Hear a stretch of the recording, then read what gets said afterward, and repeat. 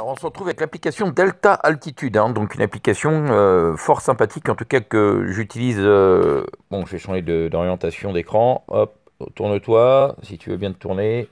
Bon, on n'a pas envie de se tourner. Bon, pourquoi, je sais pas. Cette appli. Donc Delta Altitude, vous cliquez sur l'endroit que vous voulez et hop, ça vous donne l'altitude. Voilà, donc je vous donne quelques exemples, hein. Vous voyez. Bon, évidemment, là, on va un peu plus haut, vers Clermont, par ici, par exemple. Par ici, bah oui, 1700 et quelques mètres. Donc voilà, vous voyez quelques endroits. Les Pyrénées, par exemple, on tape sur les Pyrénées. Voilà. Hop, on arrive à avoir des hauteurs. Voilà, après, c'est pas facile comme ça. Voilà pour les petites infos. Donc évidemment, puis vous cliquez sur Nantes, bah ouais, vous allez voir l'altitude. Donc Saint-Sébastien, 19 mètres. Voilà, Delta Altitude, très bonne application. Je vous la bien sûr recommande fortement, hein, c'est gratuit, hein, toutes les que je vous montre sont totalement gratuites, hein. Voilà pour les petites infos. Donc, à bientôt.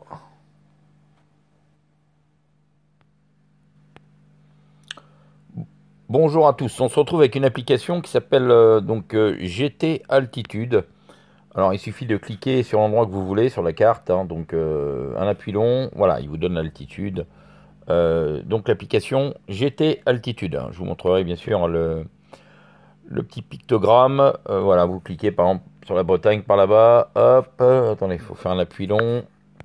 Alors les endroits que je connais un petit peu sur le Finistère par exemple. Alors où se trouve voilà, Brest par là. Donc on va essayer de mettre par là, voir, il y a des endroits normalement. Voilà, donc 100 et quelques mètres. Vous avez des endroits beaucoup plus hauts. Donc la Saint-Michel de Brasparts. Alors donc il y a Morlaix qui est pas trop loin.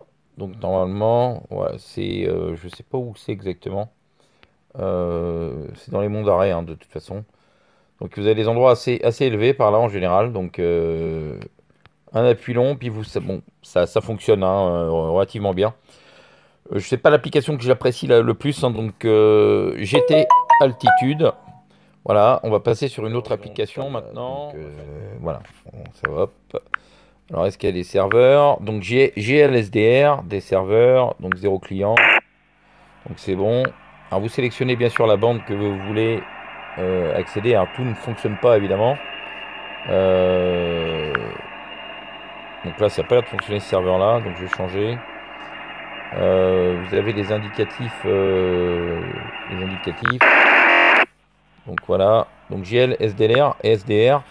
Alors, je pense que TX, Pocket RX TX fonctionne quand même mieux, hein, à mon goût. Donc voilà. Ça reste. Bon, ça peut pas fonctionner tellement avec les serveurs. C'est une application qui est peut-être pas vraiment géniale. Bon, là, il y a quelqu'un qui écoute là.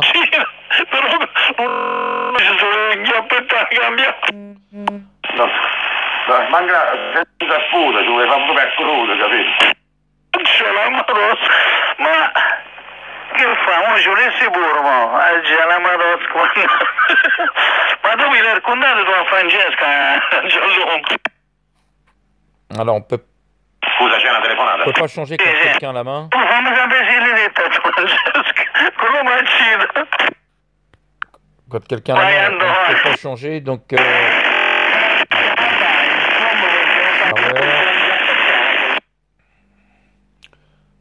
Master. Alors mettre en haut à gauche, il y a marqué Master. Bon, j'ai rien. Donc, ouais, bon. Ça n'a pas l'air génial. Bon, voilà, alors je vous montre vite fait cette application. Alors, vous pouvez essayer de l'installer si vous voulez, hein, mais vous verrez par vous-même. USB, donc 10 mégas. Donc, on va essayer de passer sur... Voilà. Donc là, on va de gauche à droite. Ah.